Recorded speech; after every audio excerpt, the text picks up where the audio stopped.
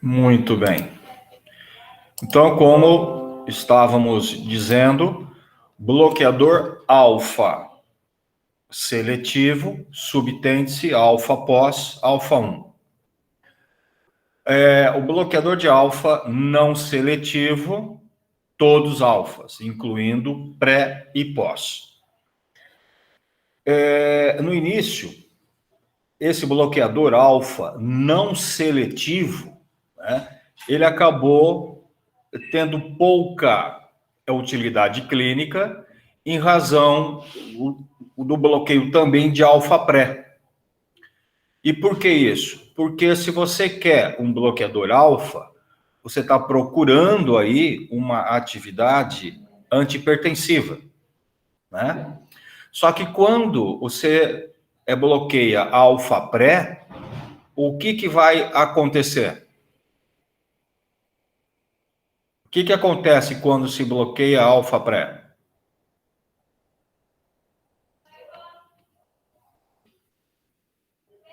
Vamos, gente. Vocês têm capacidade já para responder.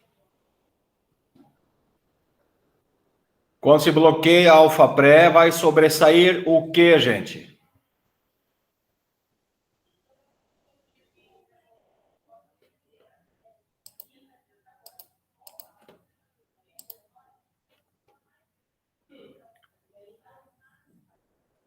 Gente, quando eu estou apresentando, eu não consigo ler o que vocês escrevem, tá? Então, abram o microfone e falam, tá? Porque eu não consigo ler, ok? Alguém respondeu aí, né? O beta pré. Muito bem. E o que o beta pré faz? O que o beta pré faz? Aí, gente, eu vou começar a inventar o soco online. Eu respondi, ué. Você agora vai levar um beliscão assim mesmo. Quando se bloqueia a alfa pré, se bloqueia, sobressai o beta pré, que vai fazer o quê, o João Vitor? Estimular o canal de cálcio. E vai acontecer o quê? Vai estimular o canal de cálcio. E vai acontecer o quê com isso? Peraí, deixa eu ler aqui. Ler não adianta. Vocês tinham que ter isso já na cabeça, na ponta da língua. Ele vai estimular o beta? Se eu estou usando um bloqueador alfa não seletivo, eu vou estar bloqueando o alfa pré. Sim.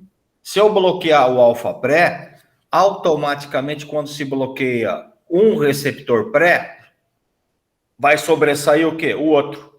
Então, vai sobressair a ação de beta pré. Isso. E aí vai abrir o canal de cálcio, o que vai fazer o quê? Vai recaptar mais nora? Vai liberar mais nora para sinapse. Vai liberar mais nora.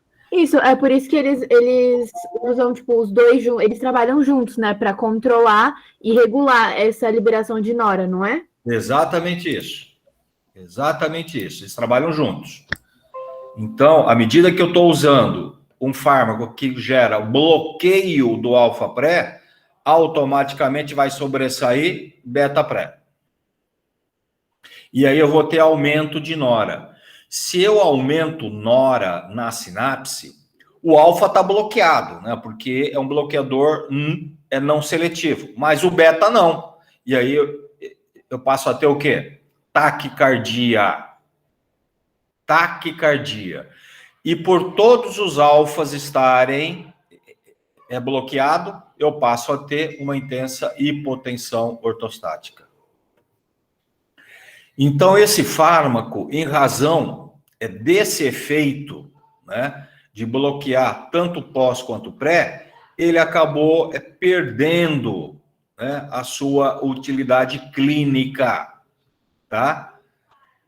ele acabou perdendo. Então, esses fármacos não têm interesse clínico, tá? Não tem interesse clínico. E aí, então, a hora que começaram a desenvolver fármacos bloqueadores seletivos, aí sim, né, começou a aparecer o interesse clínico, né, que é um fármaco que bloqueia de forma seletiva o alfa-pós. Então, o bloqueador alfa seletivo significa que eu estou bloqueando o alfa-pós.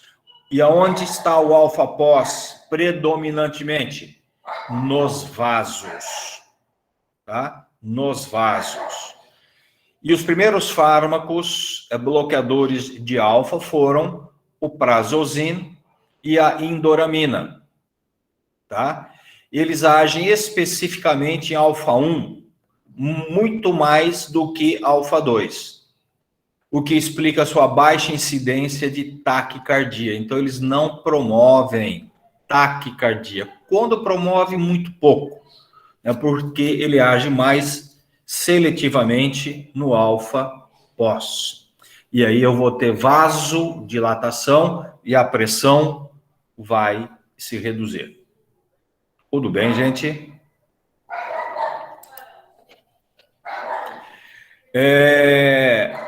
Em pacientes com hipertensão, reduz a resistência vascular periférica e não altera o débito cardíaco, tá?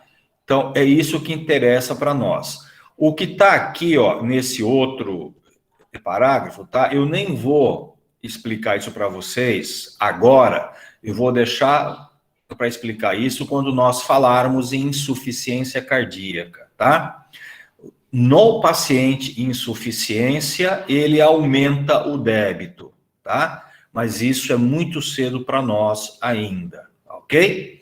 O que interessa aqui para nós é que o Prazosin bloqueando, pensei que tivesse alguém aqui, bloqueando o alfa, vai reduzir a resistência vascular, tá? Reduzindo a pressão. E eles não interferem na circulação renal e nem na filtração glomerular. Isso aqui é bom, porque eles não mexem, então, com a função renal. Bom, uso clínico, o Prazosin, ou a Prazosina, né? É indicado como segunda ou terceira droga no tratamento da hipertensão arterial, normalmente associada a um bloqueador beta, diurético ou ambos. Então, é o seguinte, quando o Prazosin foi liberado para o mercado, né? Era um fármaco novo, foi assim a promessa, né, para o tratamento da hipertensão, né? Usava-se muito, naquela época, a metildopa e depois passaram-se a usar a Prazosina. Só que o Prazosin, por ser um bloqueador alfa, ele age rapidamente, reduz a pressão rapidamente. E eu já comentei com vocês que quando a gente mexe com a pressão arterial de uma forma rápida, brusca, o nosso organismo sempre vai tentar recuperar aquela pressão que foi perdida. Por quê? Porque o nosso fisiológico é para manter a pressão, tá? Por isso que é difícil reduzir a pressão. Agora, aumentar é muito fácil.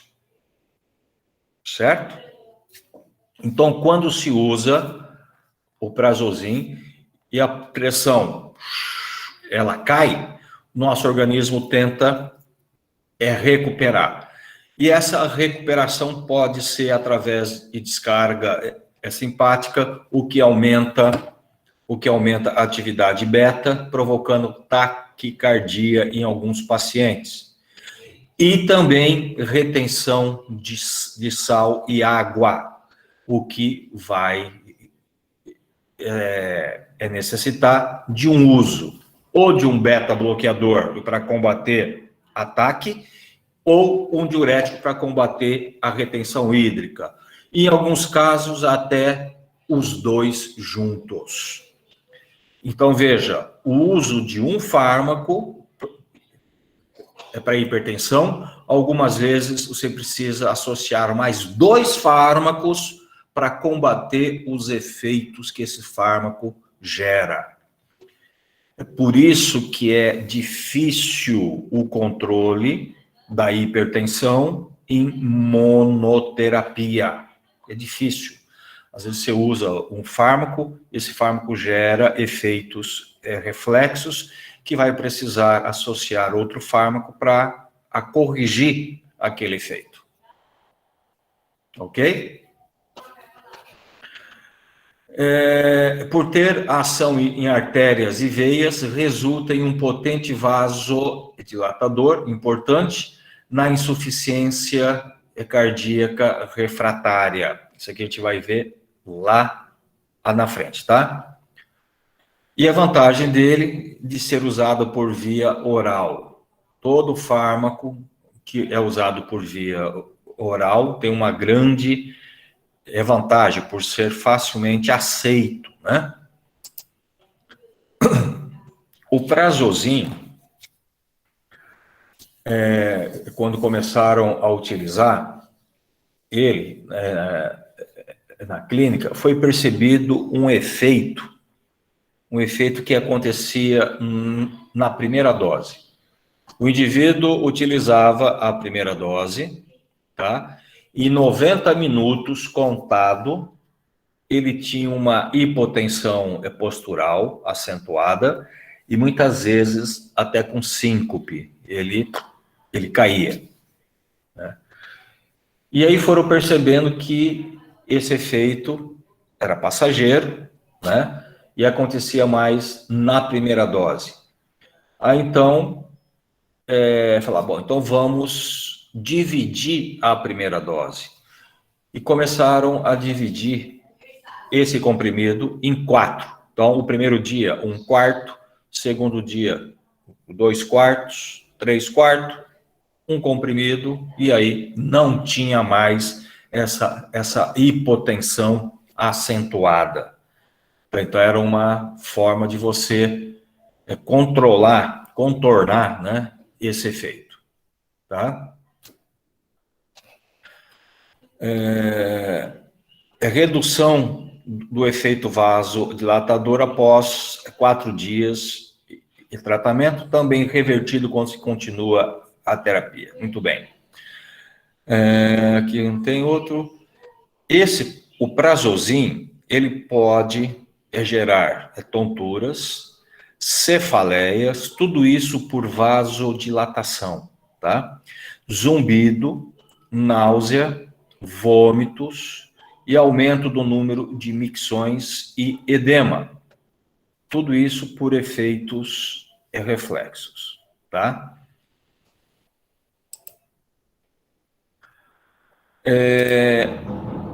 O Prazosin, ele foi utilizado como antihipertensivo, né, por alguns anos, mas depois, com o aparecimento de novas classes, ele acabou perdendo perdendo bastante o seu uso clínico. Hoje ele entra aí como 4ª, 5ª opção, tá? A endoramina também é um bloqueador com maior afinidade para alfa-1, é um estabilizador de membrana, inibidor de receptor histaminérgico H1. Então, você veja bem, a endoramina, além de ser um bloqueador alfa, ela também é um estabilizador de membrana. Que membrana que a gente está se referindo aqui? A membrana de mastócitos. Diminui a liberação de histamina. E além de reduzir a liberação de histamina, também leva a um bloqueio ou uma inibição no receptor da histamina, o H1. E o H1, ele está envolvido com o quê, gente? Vocês lembram ou não lembram?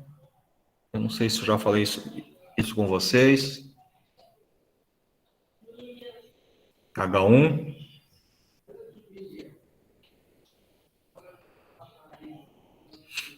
H1. O H1 é o receptor envolvido nas alergias, tá? Quando você toma um antialérgico, tipo o Polaramine, tá? Você está usando um fármaco bloqueador de H1, ok? E tem alguns centros nervosos, são centros de alerta, né? Que o mediador é a histamina. Então, a endoramina, ao bloquear o H1, ele leva muita a sonolência, tá? Leva a sonolência. Então, esse é um dos efeitos que a endoramina promove, tá? E possui ação maior em artérias, com menor efeito na hipotensão ortostática. A aplicação clínica semelhante à prazosina. Gente, um minutinho só, que a minha cachorra tá dando o piti aqui.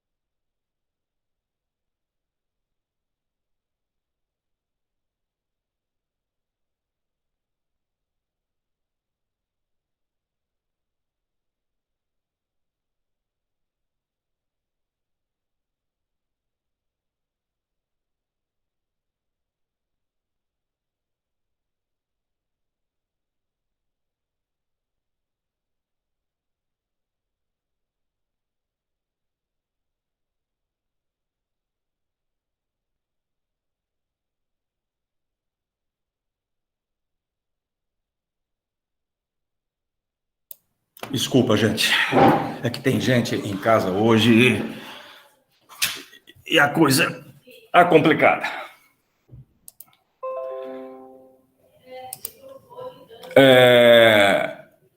Esse efeito, então, da endoramina, tá, que leva muito a sedação, a sonolência, tá?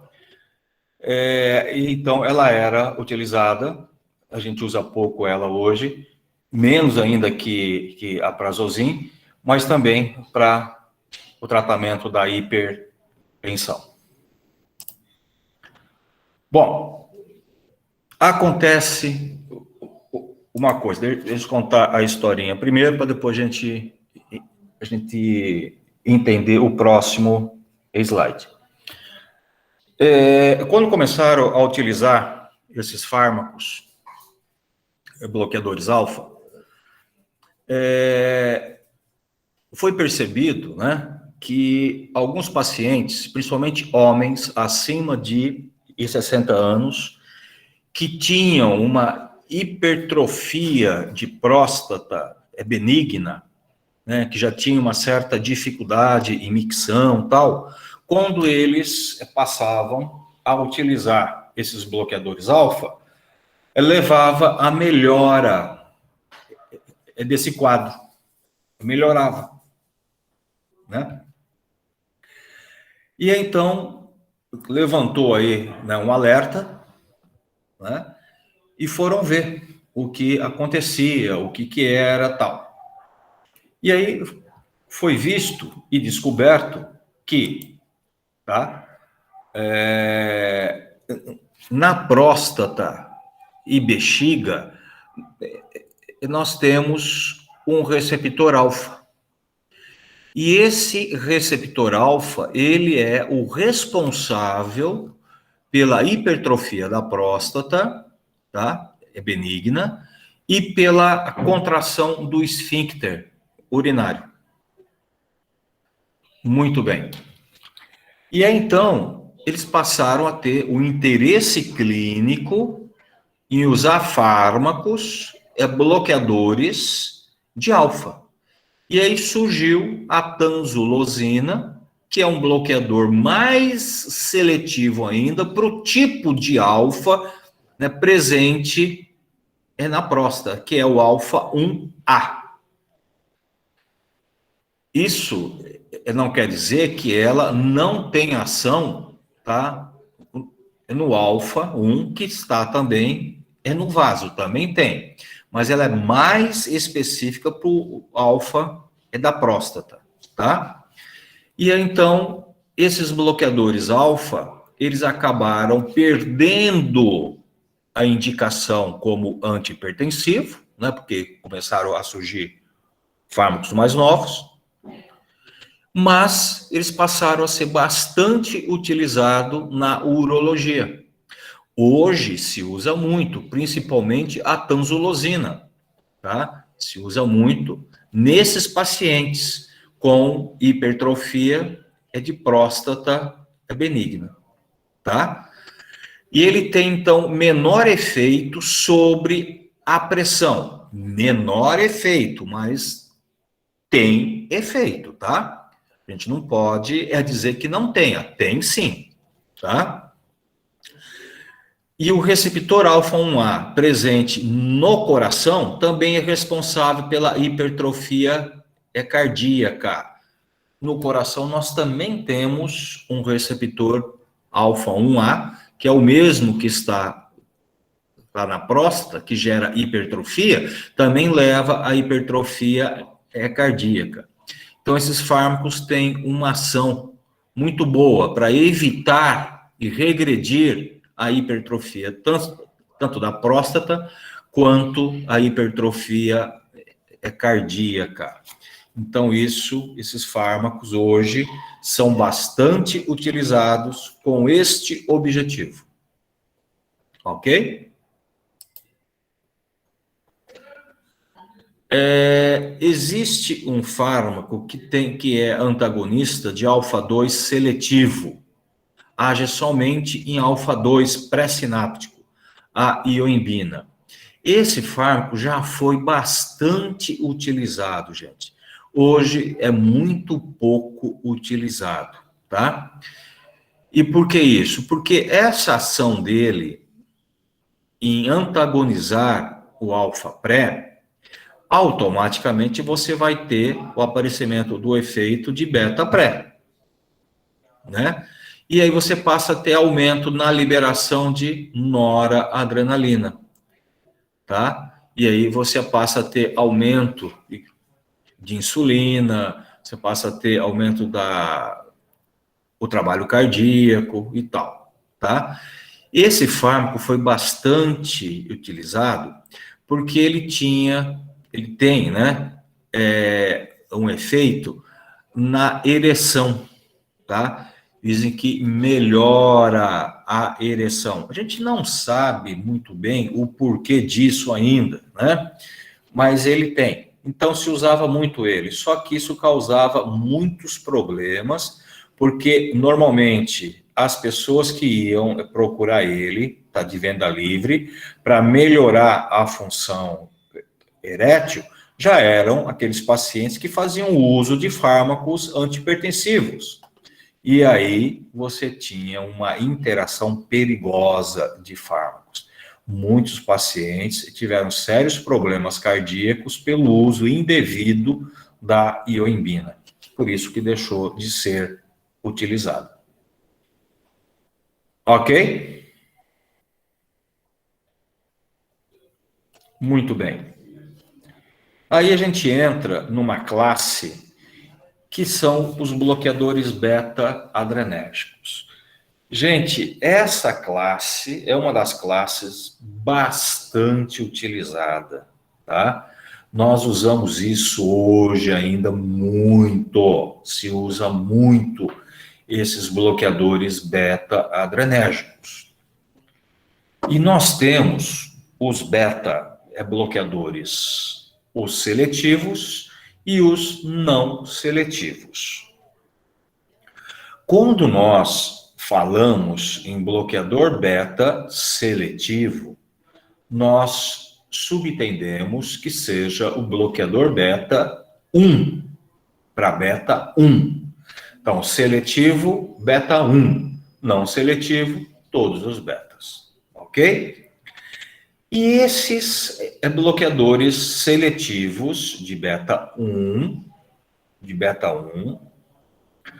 eles também são chamados pela classe médica de cardioseletivos.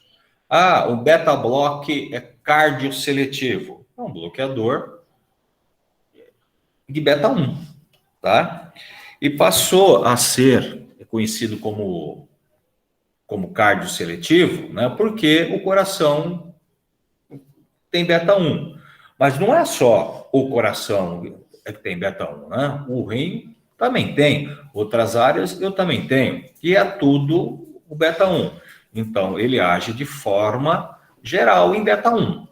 Então, apesar de ser chamado de cardioseletivo, mas a seletividade dele é para beta 1, ok?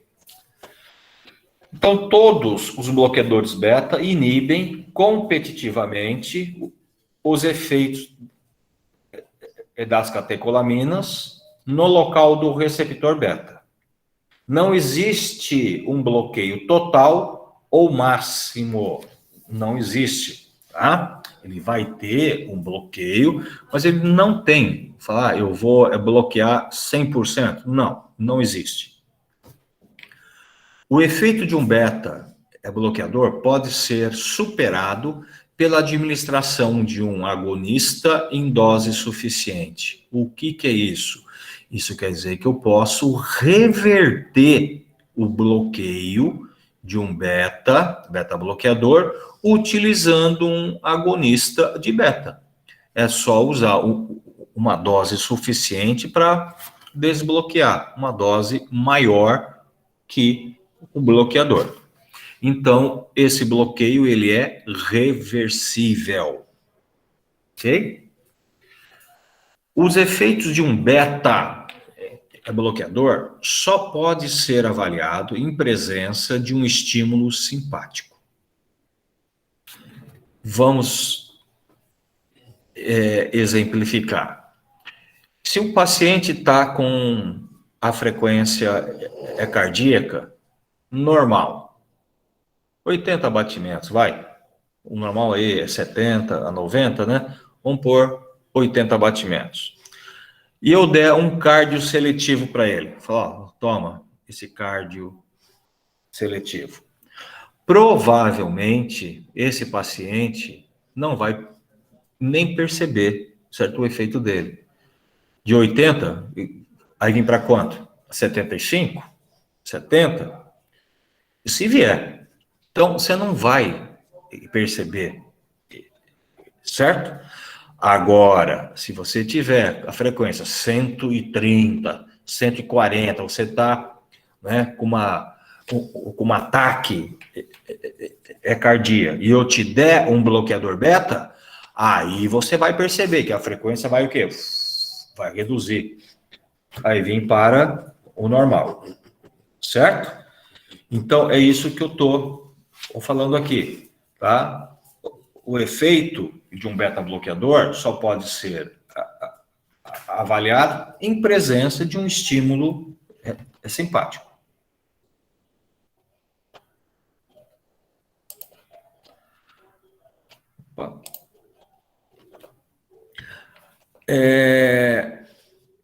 Tem beta-bloqueador que a gente chama de atividade...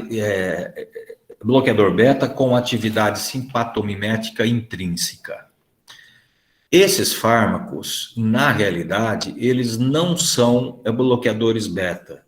Eles são um agonista parcial de beta. Então, são agonistas fracos, né? Esse tipo de fármaco já foi bastante utilizado antigamente na clínica, mas hoje a gente usa muito pouco isso. O que é isso? Era um agonista fraco. Fraco. Então, se o paciente está com um ataque cardíaco forte, né?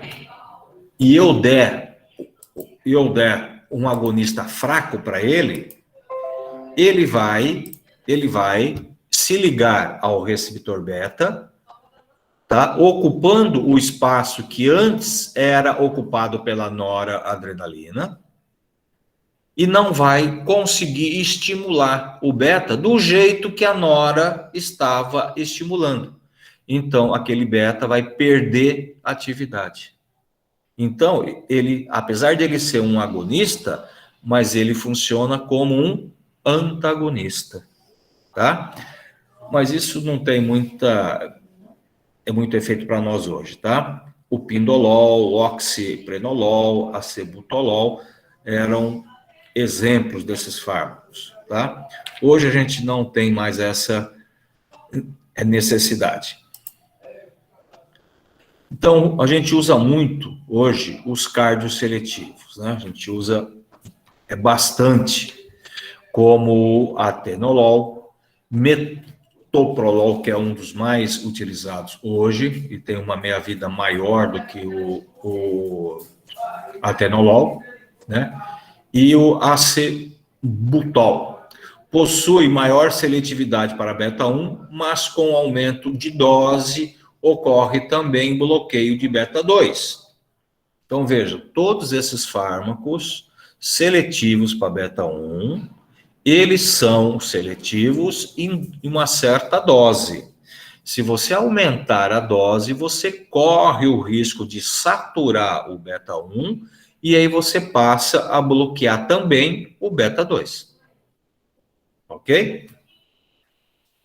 Muito bem. As maiores evidências, entretanto, são de que os pacientes propensos à broncoconstricção podem usar os bloqueadores beta em doses adequadas, sem apresentar broncoconstrição.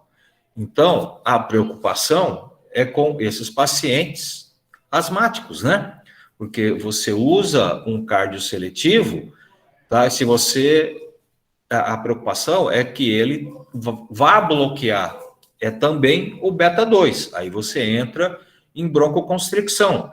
No asmático, isso é preocupante, né? Muito bem. Então, esses fármacos, eles podem ser utilizados, eles são utilizados em pacientes asmáticos, mas controlado com uma dose certa, ok? Não se deve aumentar a dose desses fármacos em pacientes asmáticos. Tudo bem?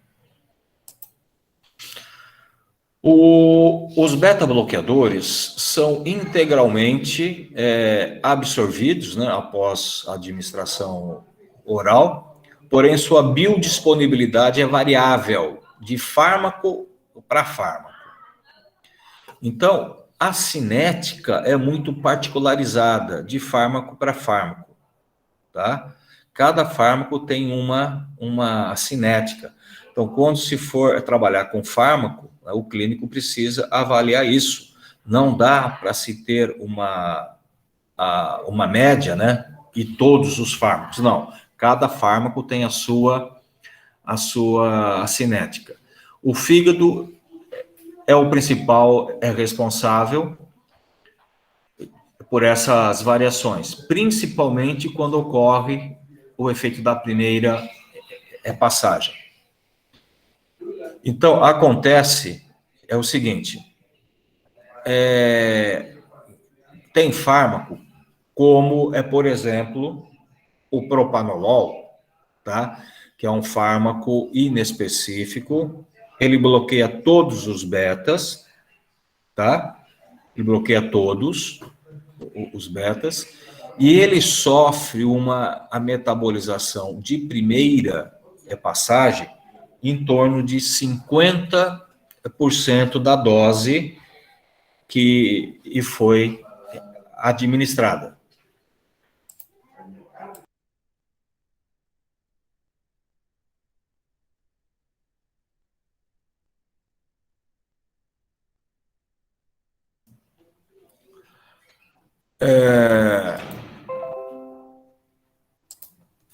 O propanolol, é o seguinte, você toma ele oral, tá?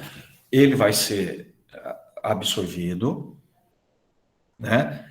Ele vai para a circulação, só que antes dele ir para a circulação geral, todo fármaco administrado por via oral, antes de ir para a circulação, ele vai ter que passar pelo fígado. Isso é para tudo que é absorvido pelo TGI, primeiro passa pelo fígado, né? Porque ele é absorvido pelos capilares mesentéricos, né? Vai para a veia porta, e da veia porta ele vai para o fígado, e do fígado ele acaba saindo pela cava, e aí sim ele vai, né, para o resto do nosso organismo. Isso aí é anatomia. Bem, o propanolol, quando ele é administrado, essa primeira passagem que ele faz pelo fígado, tá? Por isso que chama efeito da primeira passagem. Ele perde 50% de sua dose. Se você der 80 miligramas, só vai chegar na circulação geral 40 miligramas, porque a metade se perde, ok? Então, isso daí tem um interesse clínico, né? Quando você usa o propanolol por vias diferentes. Você está usando ele oral, o médico sabe que vai ter que dar, vamos supor, 40 miligramas ou 80 miligramas. Mas se você vai internar e vai passar a administrar por via intravascular, você precisa reduzir a dose à metade. Ok, gente? Entenderam isso?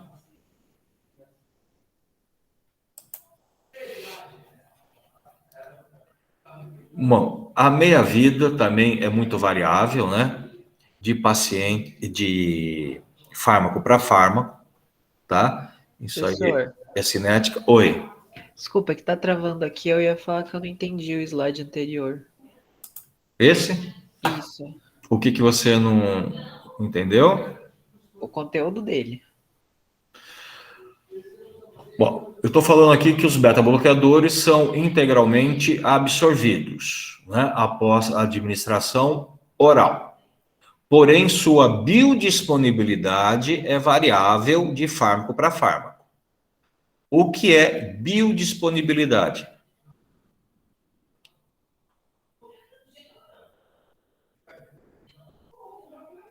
Ferrou? Hein? Queria Responde. saber também. Hã? Queria saber também. A biodisponibilidade é o quanto de um fármaco administrado vai estar disponível na circulação. Repetindo, a biodisponibilidade é o quanto de um fármaco administrado vai estar disponível na circulação. Entendi. Então, vamos supor, por que biodisponibilidade? Porque quando você faz uso de um fármaco por via oral, né? Você acaba perdendo, né? Nem todo ele é absorvido, ele pode passar reto pelo intestino, uma parte dele pode se perder pelo fígado quando ele passa pelo fígado. Então, o fármaco administrado nem sempre chega no seu sangue em 100%. Não. Então, existe esse termo de biodisponibilidade para medir isso daí. Então, isso daí, a indústria farmacêutica é que fornece para a gente. Tá? Na bulinha lá, já vem falando, a biodisponibilidade é tanto. Né? Então, vamos supor, tem fármaco que tem 100%, tem fármaco que tem 70%, 80%. O propanolol, que foi o caso que eu falei aí agora, a biodisponibilidade dele é 50%. Tá? É 50%. Então, você acaba perdendo a metade dele. Entendeu, João? Esse 50% vale mesmo sendo administrado direto na veia? Ou não? Não. Boa pergunta. Quando eu administro o medicamento pela veia, qual é a biodisponibilidade dele?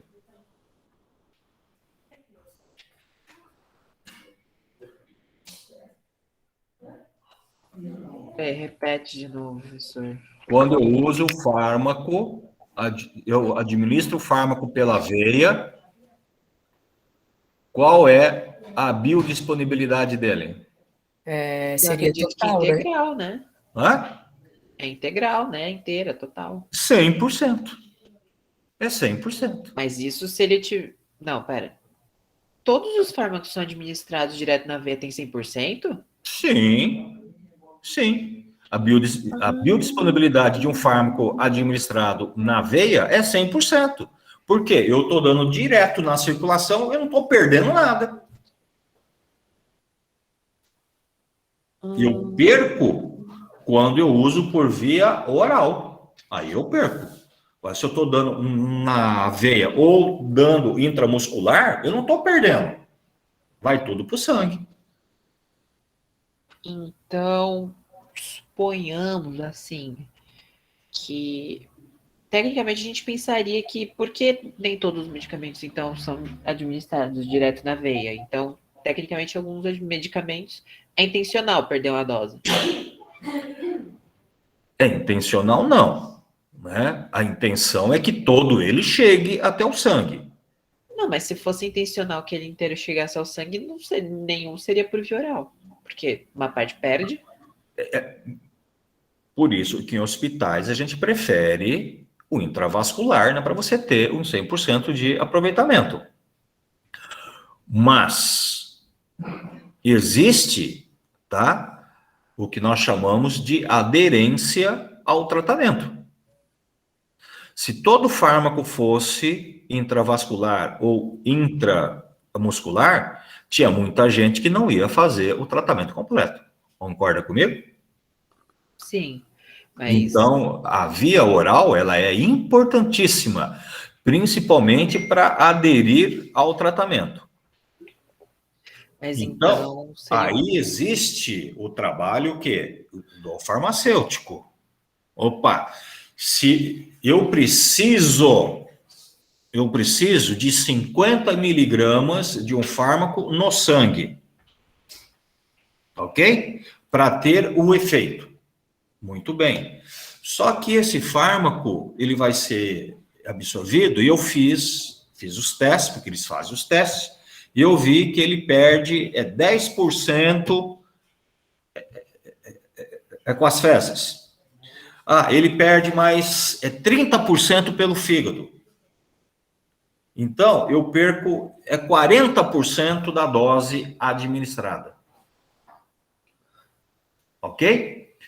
Então, se eu perco 40%, eu preciso de 50 miligramas no sangue. Quanto que eu vou ter que administrar? 50 miligramas mais 40%.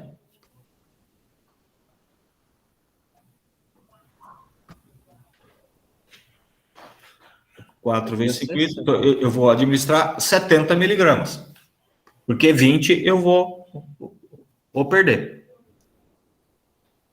Então, isso já é conhecido. A indústria sabe disso já.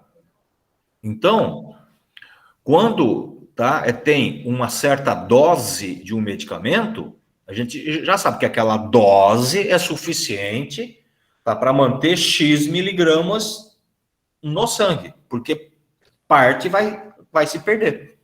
Isso é conhecido já. Ou seja, só comparando as vias. Por exemplo, um medicamento que você tecnicamente administraria via endovenosa, se você fosse administrar via oral, você teria que administrar o dobro dela? Nesse caso do propanolol, sim, é o que a gente faz. O propanolol... Dele e de todo remédio, 50%. Sim, todo. É que nem todo é a mesma coisa, tá? Tem fármaco que eu perco coisas insignificantes. Isso tudo vem escrito na bula?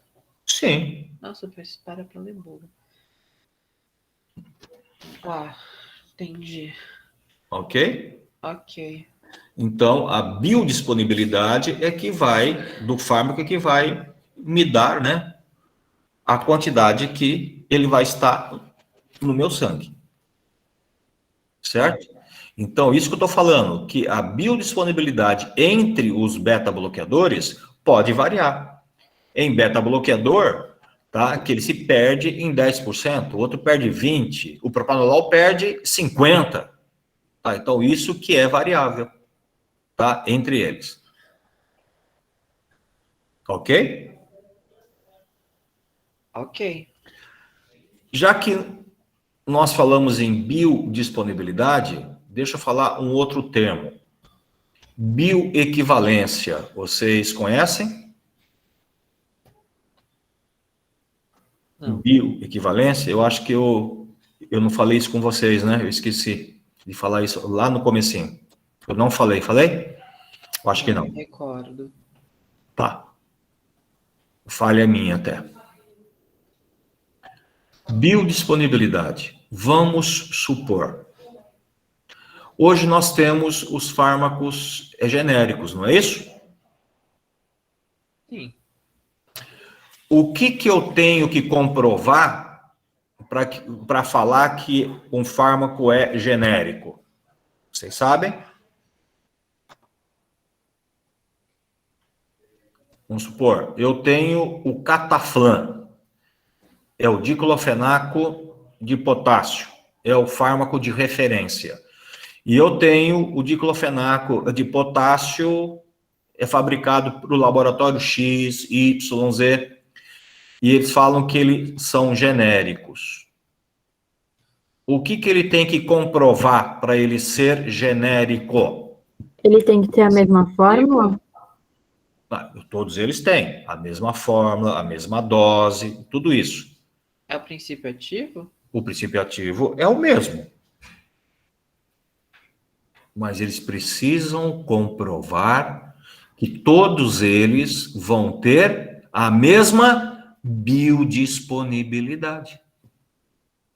Não é porque é o mesmo fármaco, a mesma dose, que todos eles vão ter a mesma biodisponibilidade. Porque junto com o sal tem agregantes, dispersantes, corantes, tá? Tem uma máquina que prensa, eu preciso saber a força de pressão que eu coloco nele. Tudo isso é variáveis. Tá? E tudo isso pode dar biodisponibilidade diferente. Os comprimidos têm um grau que a gente chama grau de dureza. Esse grau é importante. Se um comprimido for muito duro, eu tomo ele não consegue se dispersar, solubilizar a tempo de ser absorvido. Então, por isso que eu preciso fazer testes de biodisponibilidade. Somente fármacos com a mesma biodisponibilidade eu chamo de fármacos bioequivalentes. Bioequivalentes. E somente fármacos bioequivalentes é que podem ser genéricos. Está dando para entender?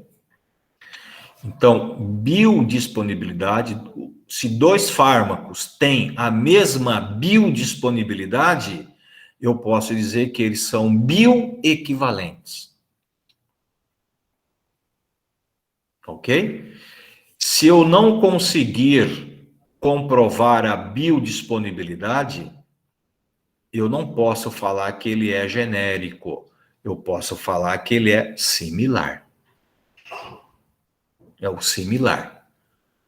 Mas para ele ser genérico, ele tem que comprovar a biodisponibilidade. Ok? Nossa, eu já ouvi essas duas palavras na farmácia, isso mudou minha vida. Beleza? Beleza. Beleza. Muito bem.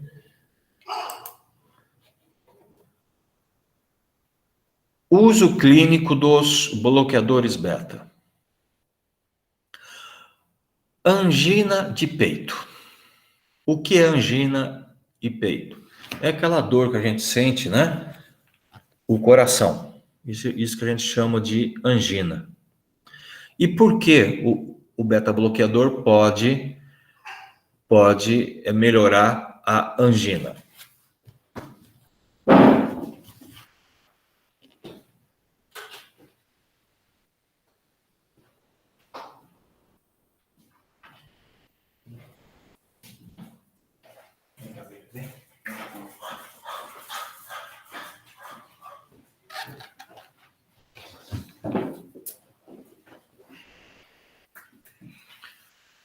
Porque a angina nada mais é do que um descompasso aí, né, entre o fornecimento de oxigênio pelas coronárias e o consumo de oxigênio pelo coração.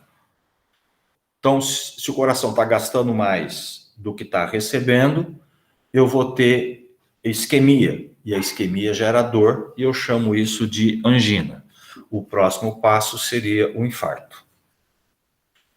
Se eu usar um beta-bloqueador, eu vou estar reduzindo o trabalho, o coração.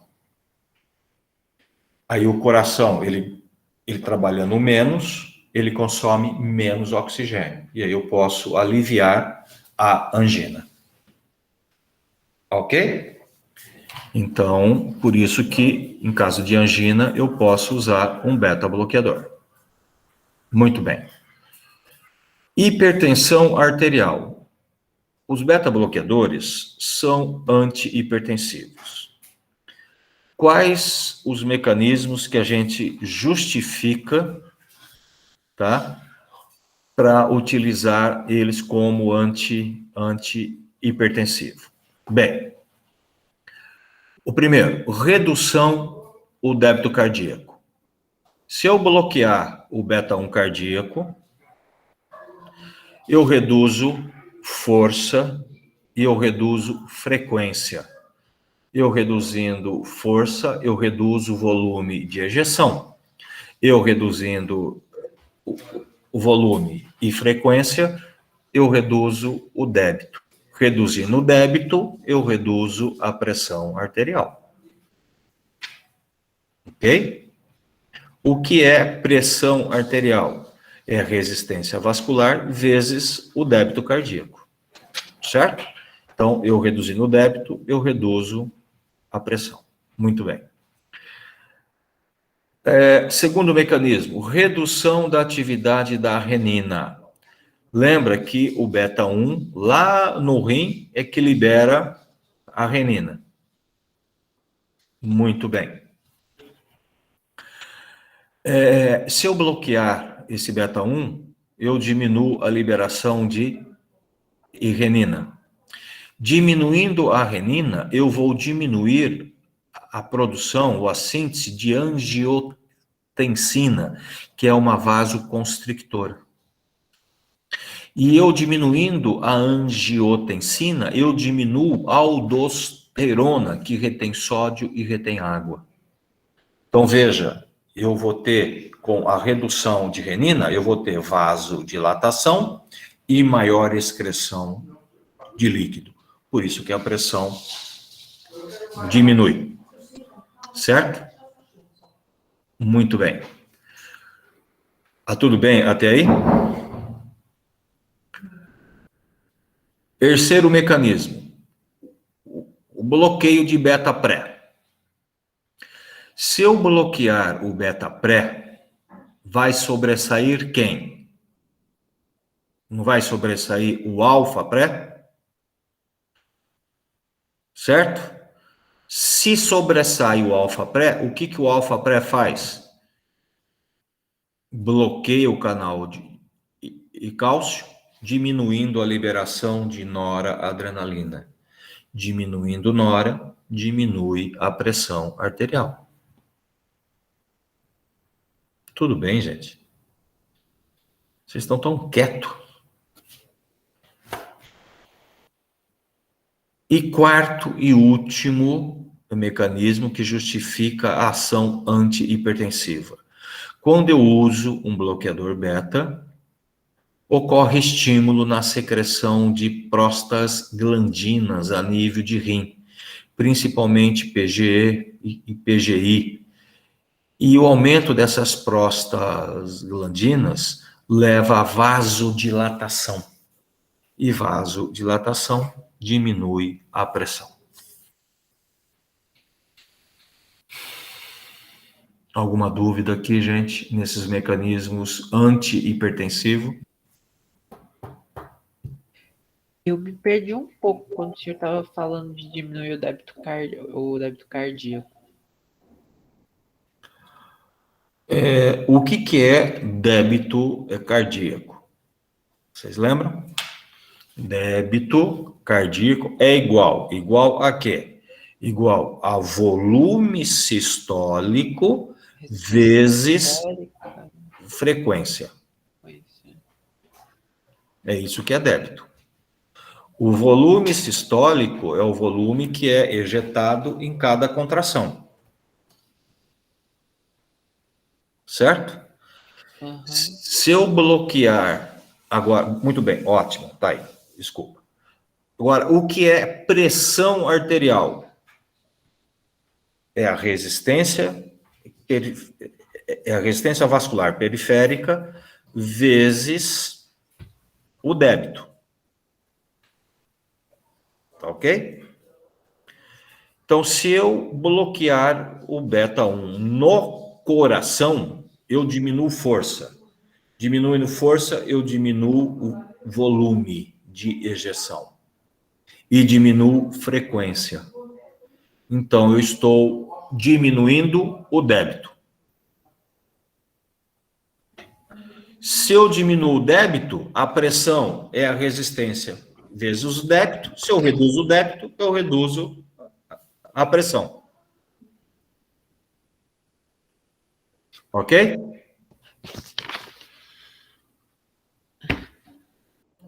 Eu não João? sei porque tá tão difícil de entender esse negócio.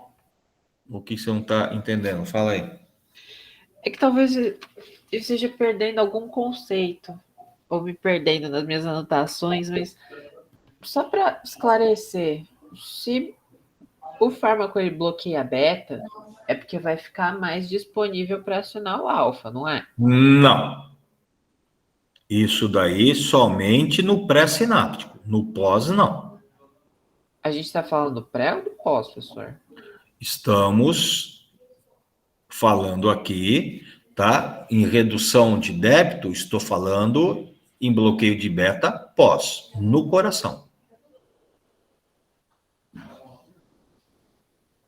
Ai, tá. Então, no caso, só vai diminuir mesmo a força. O que o beta-1 faz no coração? Ele aumenta a força de contração e a frequência.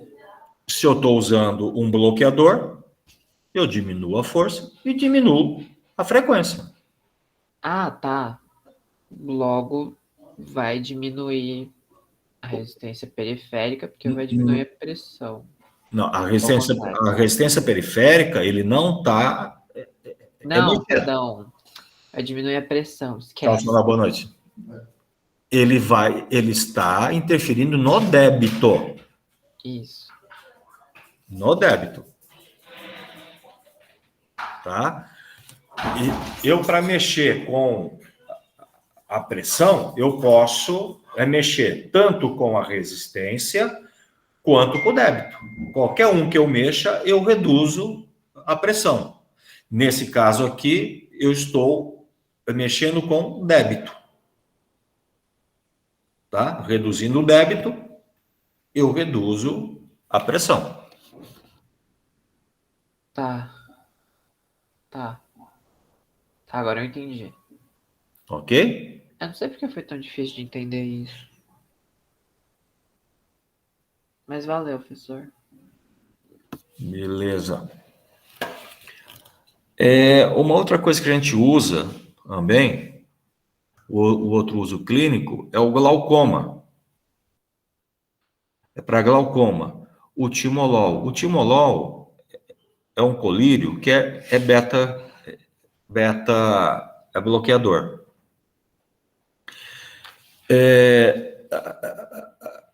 A pupila tem receptores beta e tem alfa também. Mas esses receptores beta, quando são estimulados, tá? Eles fazem a midríase, né? Se eu bloquear esse beta, eu vou ter miose. Só que quando eu tenho miose, eu levo a uma contração de um músculo chamado ciliar, músculo ciliar. E a contração do músculo ciliar, ele abre uma comporta chamada de trabéculas e drena o líquido de dentro do olho, o humor aquoso. Drena. Ok? E o que isso resulta? O que seria o glaucoma? O glaucoma é o aumento de pressão dentro do olho, certo? Há um acúmulo desse líquido, tá? Que comprime o cristalino, que comprime um outro líquido que está atrás do cristalino, que é o humor vítreo, e que comprime a retina e pode lesionar as células da retina e pode provocar cegueira. Então, eu não posso deixar ter acúmulo de humor aquoso. Esse humor aquoso, ele é sintetizado, é secretado, mas ele é drenado constantemente, porque ele é que faz a limpeza e a lubrificação do cristalino. Só que tem pessoas, né, que têm essa dificuldade de abrir as trabéculas e drenar esse líquido. E acaba tendo o acúmulo desse líquido, aumentando a pressão. Então, quando eu pingo o beta-bloqueador, eu vou ter um pouco de miose e eu vou ter a contração desse músculo ciliar, abrindo essas trabéculas, esvaziando, drenando esse líquido, diminuindo a pressão intraocular. Ok?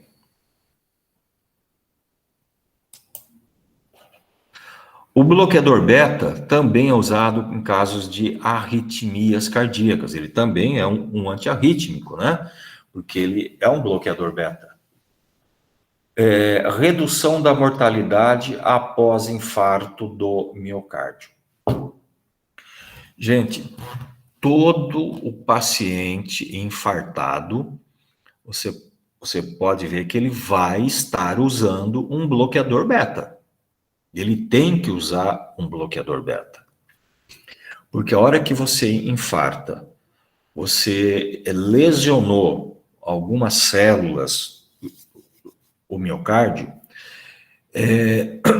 o nosso organismo, ele tenta fazer com que o coração ele trabalhe mais para compensar a perda de algumas células. Isso aí leva a quê? Leva a um aumento do trabalho cardíaco.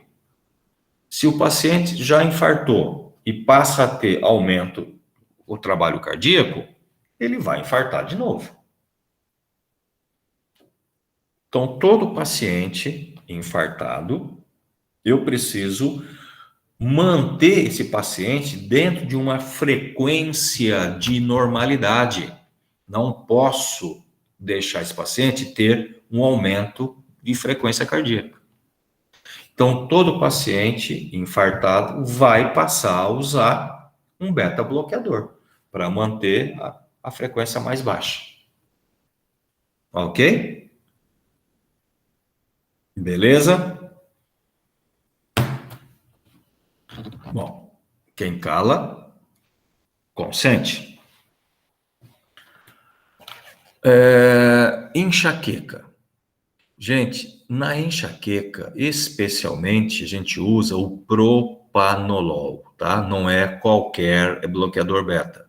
É o bloqueador inespecífico, que é o propanolol, tá? Na realidade, a gente não sabe ainda o real mecanismo que o propanolol exerce para evitar as crises de enxaqueca. Acredita-se que nós temos uma microcirculação periférica, que essa microcirculação tem receptores beta-2. E beta-2 é vasodilatador. E a dilatação gera a enxaqueca. Então, ao utilizar um bloqueador beta inespecífico, que é o propanolol, por isso que tem que ser inespecífico, para bloquear esses beta-2. E aí, então, você passa a ter uma vasoconstricção periférica, evitando as crises de enxaqueca. Não sabemos se realmente é isso, mas que funciona, funciona. Ok? Tem muitos neurologistas utilizando o propanolol em pacientes que têm muitas crises, né, de enxaqueca por mês. Então, o propanolol tem amenizado essas crises, tá? Uma outra coisa é tremor não parkinsoniano. Aí tem que ser também o propanolol. E a gente chama de tremor essencial, né? Tem o tremor parkinsoniano e o tremor essencial. Então, no tremor que não for Parkinson, que é essencial, o beta-bloqueador, o propanolol, ele tem uma ação benéfica, ele reduz o tremor. E qual a diferença do parkinsoniano para o essencial? Você faz alguns testes, né, para saber. O Parkinson, normalmente, ele treme aonde? Ele treme quando ele está em repouso. A repouso, ele está tremendo. A hora que ele vai pegar alguma coisa, ele consegue, ele vai lá e ele pega. O tremor diminui. No tremor essencial, é ao contrário. Em repouso, ele está quieto. A hora que ele vai para pegar alguma coisa, ele não consegue. Ele treme tanto, ele não consegue. Ele tem dificuldade para tomar um copo d'água, para pegar um café. Ele não consegue. Tá? Outro teste. O Parkinson, ele consegue vir com dificuldade e pôr o dedo na ponta do nariz. O tremor essencial, dificilmente ele consegue. Ele vem aqui, ele começa a tremer, tá? Ele não consegue pôr. Certo? Então, o essencial, a gente pode amenizar utilizando beta-bloqueador. Outro tipo de indicação é a ansiedade. Evidentemente que não é todo tipo de ansiedade, mas a gente usa muito para ansiedade pré alguma coisa, né? Ah, eu estou ansioso porque eu vou ter prova de farmacologia. Que mentira, né? Nunca. Mas vamos supor. Então, aquela ansiedade de pré alguma coisa, né? Ah, eu vou apresentar o TCC. Nossa, a falar em público, né? Então, você começa com aquela, né, a frequência cardíaca vai aumentar, aquele aperto aqui no o coração, você treme, né? Então, para esse tipo de ansiedade, o propanolol também tem que ser o propanolol, ele é excelente, ele tira esse tipo de ansiedade, de pré alguma coisa. Só que a gente está falando muito em propanolol, né? E a gente tem que lembrar que é um bloqueador inespecífico. Então, eu não posso utilizar esse medicamento em que tipo de paciente?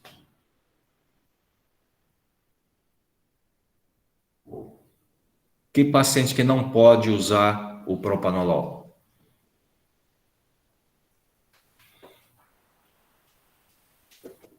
Hein, gente?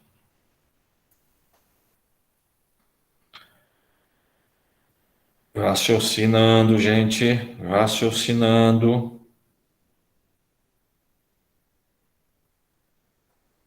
Que paciente que eu não posso utilizar? Paciente com insuficiência cardíaca? Não. Ô, professor, eu não sei se tá certo, foi que eu achei, não sei. Mas seria, tipo, pacientes que tem, tipo, algumas dietas que são meio hipoglicêmicos, coisas do tipo, ou não tem nada a ver? Bom, também a gente vai falar disso já já. Mas logo de cara aqui, um paciente importante. Eu já falei isso hoje para vocês. Gente, Professor, qual é o nome? É propanolol. Talvez com asma? Talvez não. É Não? com certeza. É? Ah, tá. Ok. Paciente com asma, gente. O paciente com asma, eu não posso bloquear o beta 2. O beta 2 é que vai dar broncodilatação. Então, tem que ter muito cuidado com esse paciente asmático ao utilizar o propanolol. Ok? É paciente asmático. Tá? Muito bem. Manifestações do hipertiroidismo. Mais uma vez, o propanolol. A gente vai ver, gente, que o propanolol é o tipo assim, o bombril farmacológico, tá? Ele serve para 1001 utilidades. Manifestações do hipertiroidismo. Por que hipertiroidismo? Nós vamos ver lá na frente que o hipertiroidismo, quem tem aumento do hormônio tiroidiano, leva a um aumento da sensibilidade, da sensibilização de receptores beta. Há um aumento, principalmente de beta 1. Por isso que quem tem hipertiroidismo tem taquicardia. Certo? Então, para combater essas manifestações, eu uso um bloqueador beta. Mas por que o propanolol? É o seguinte, nós sintetizamos mais o T4 do que o T3. E por quê? Porque o T4 ele vai ser transformado em T3 a nível de periferia, a nível de sangue.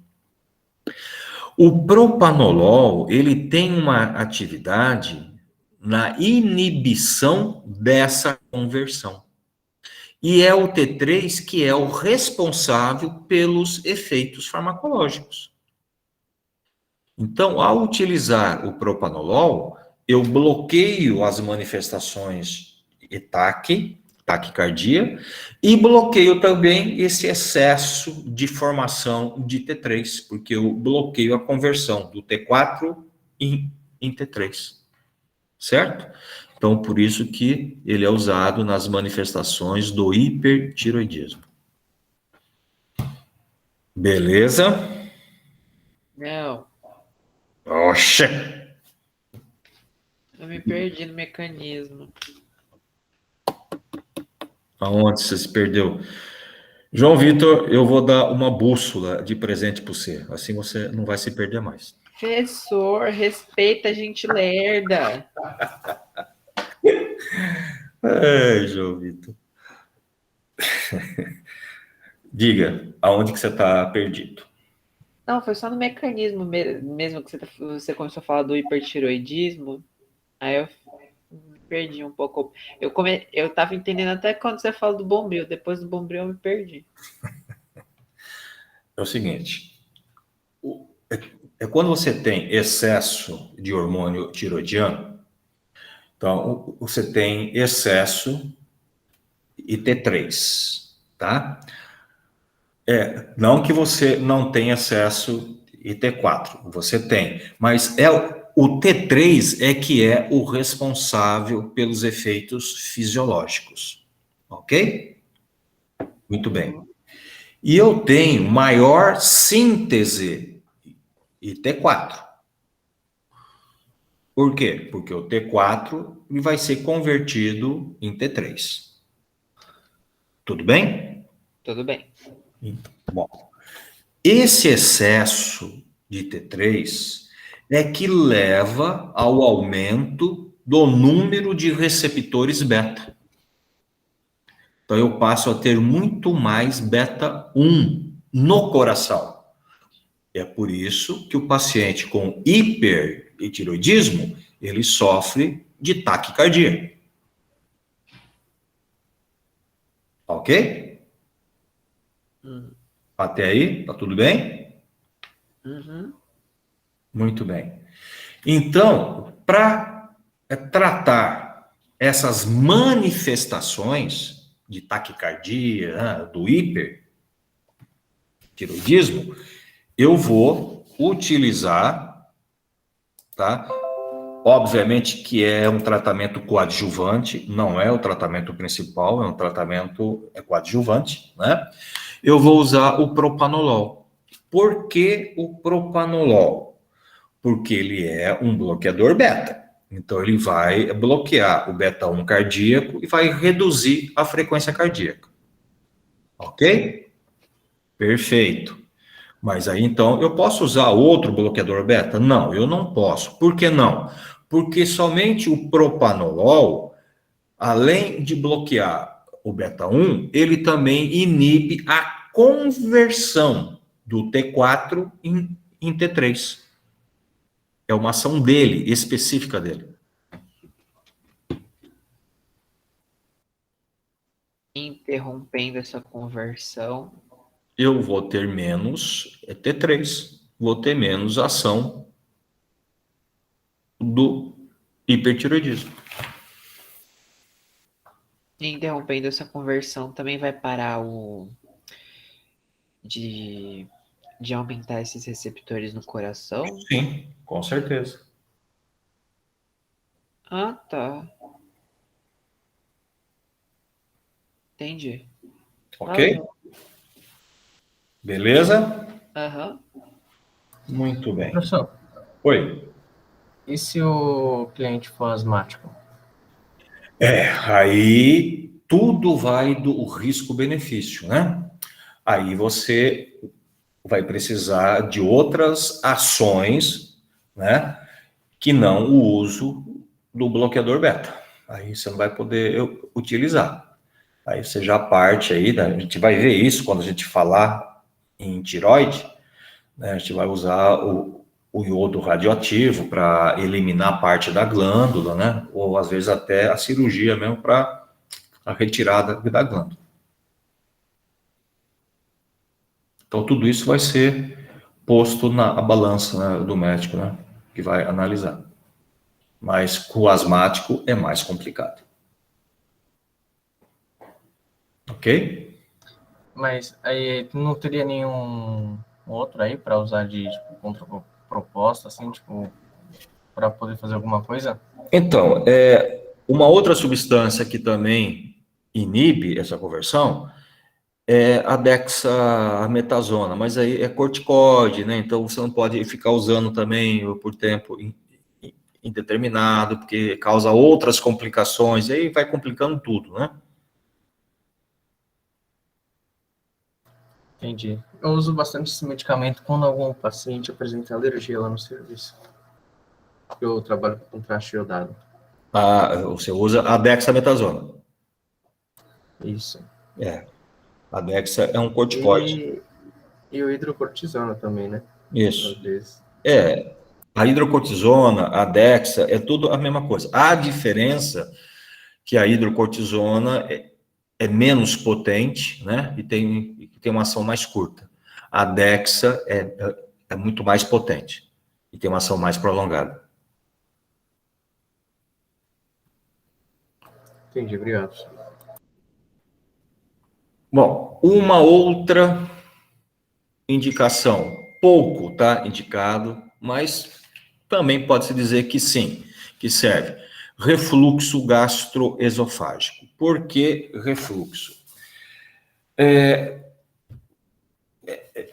Não é pylori, aqui eu acho que é a cárdia, né? Aqui em cima é a cárdia?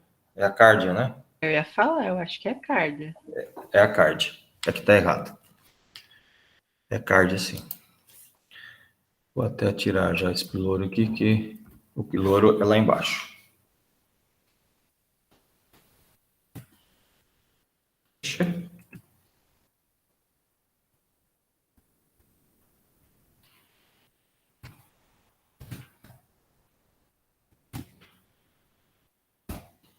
Muito bem. O esfíncter esofágico inferior, ele tem a musculatura circular, né, que controla esse esfíncter. E aqui eu tenho, nesse esfíncter, muito receptor beta 2. E o beta 2, ele é o quê? É relaxante. Então, ele faz o relaxamento desse esfíncter. E quando esse esfíncter está relaxado, maior propensão a eu ter o refluxo, né? Quando eu uso o propanolol, eu bloqueio esses beta 2 e o esfíncter, ele contrai, ele se fecha, dificultando o refluxo, tá? Mas isso é pouco utilizado hoje, tá? Mas pode facilitar, pode ajudar. Ok? Então, no refluxo. Agora, metabolismo, gente. Hipoglicemia em pacientes tratados com insulina. Veja bem, pacientes que fazem uso de insulina precisa tomar muito cuidado no uso de bloqueador beta. Muito cuidado. Por quê? Porque quando você usa insulina, você tira a glicose, o seu sangue, e vai para dentro das células. Você tem uma hipoglicemia, né? Você tem uma queda de glicose do seu sangue. Só que quando isso acontece, você tem no fígado e no músculo a glicogenólise, que é a quebra do glicogênio em glicose para repor a glicose que você tirou do sangue. Certo? Isso é feito pelo fígado e músculos. E quais os receptores que fazem isso? Principalmente o receptor beta. Principalmente beta. Então, você veja bem, o paciente que faz uso de insulina, ele toma a insulina e ele toma também um beta bloqueador. Ele vai ter uma hipoglicemia e não vai ter receptores beta suficiente para quê? Para promover a glicogenólise. E aí vai acontecer o quê? Ele vai entrar no estado hipoglicêmico. E aí tem um outro item importante. Todo paciente que entra em estado de hipoglicemia tem um estado de alerta. O que é esse estado de alerta? Esse paciente que está entrando em hipoglicemia, ele vai ter taquicardia e tremores, né, que são alertas para avisar, opa, eu estou entrando em hipoglicemia. Ele corre lá, pega uma bala, pega um açúcar. Ok? Muito bem. Só que quem é que faz a taquicardia e quem é que faz os tremores? O receptor beta. Se ele está usando um bloqueador beta, ele não vai ter esse alerta. E aí? Ele entra numa hipoglicemia, ele não sabe que ele está entrando, ele mergulha numa hipo e ele vai acabar perdendo a consciência. Ele vai desmaiar aonde ele estiver. Ele está na rua, ele está dirigindo, e isso é muito perigoso. Então, o paciente que faz uso de insulina, se for utilizar um beta-bloqueador, tem que ser com muito critério, tá? Porque pode ser perigoso. Ok? Leva à hipoglicemia. Entendido isso, gente? Sim, professor. Senhor. Muito bem. Agora, veja bem. Um paciente normal. O uso crônico de um bloqueador beta pode levar à hiperglicemia. Por quê? Em paciente normal, pode levar a hiper, que é contrário da hipo. Porque no pâncreas eu tenho alfa e beta.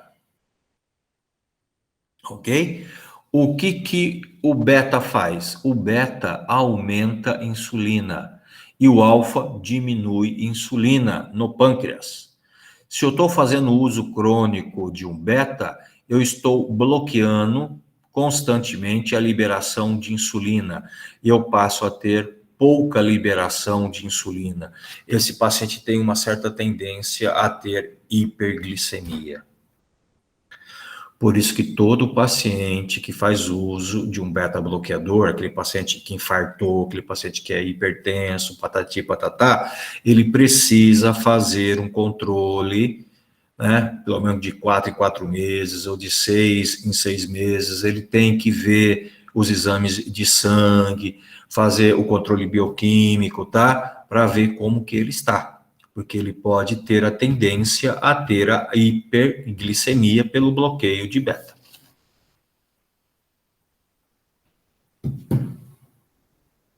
Ok, pessoal?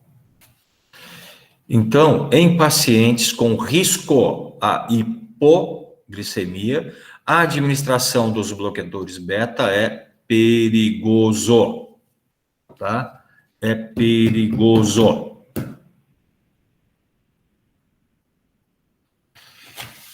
Dúvidas? Perguntas? Mas é claro, né? Não ia poder deixar terminar a aula em paz, né? Oi? Professor, Diga.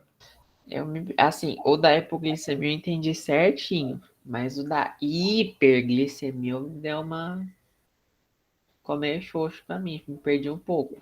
Uma rateada aí? Deu um bug aqui no sistema. Vamos lá. Você é diabético? Meu pai, O seu pai? E você? eu não. Então, você é um paciente normal, ok? Ok. Muito bem. No seu pâncreas existe receptor beta e receptor alfa, Isso. tá? Onde o beta vai estar liberando insulina. Uhum. Ok? E o alfa vai estar reduzindo insulina. Ok? Ok. Muito bem. Se você passar a utilizar um bloqueador beta, você vai perder a liberação de insulina. Você vai ter falta de insulina. Ah, tá. Já entendi o senhor quer chegar. Aí você pode ter a hiperglicemia. Entendeu? Ou Sim. ainda não? Pode ser sincero. Só que no caso, o beta. Qual que era o que? O beta 2 é o que estimula a glicogenólise, não é? Isso. Na realidade, a gente não sabe muito bem qual que é, tá? Alguns livros falam que é beta 2, outros falam que é beta 1, né? Então, na realidade, a gente não sabe muito. Então, mas a gente sabe que é beta, né? E o beta participa disso. Tá. Mas isso daí, no paciente, é normal, né? Ele está bloqueando lá a glicogenólise e tal, Ah, verdade, né? Eu sou normal. né? Esqueci. Não vai ter problema. O problema é você ter a falta de insulina, Aí né? sim, não vai ter nada para colocar a glicose dentro da Para dentro, célula. exatamente. E aí você vai ficando com excesso de glicose no seu sangue. Certo? Certo, certo. Valeu, professor. Mais alguma dúvida, gente? Acho que acabou minha cota. Tem cota? Eu devo ter, né? Porque eu abuso. Tem não, João. É infinita. Pode perguntar quantas vezes for. Gente, Já tá bom. alguém quer falar alguma coisa? Quer perguntar alguma dúvida? Fiquem à vontade, gente. Eu vou interromper a gravação para a gente não ficar aí perdendo, não deixar o vídeo tão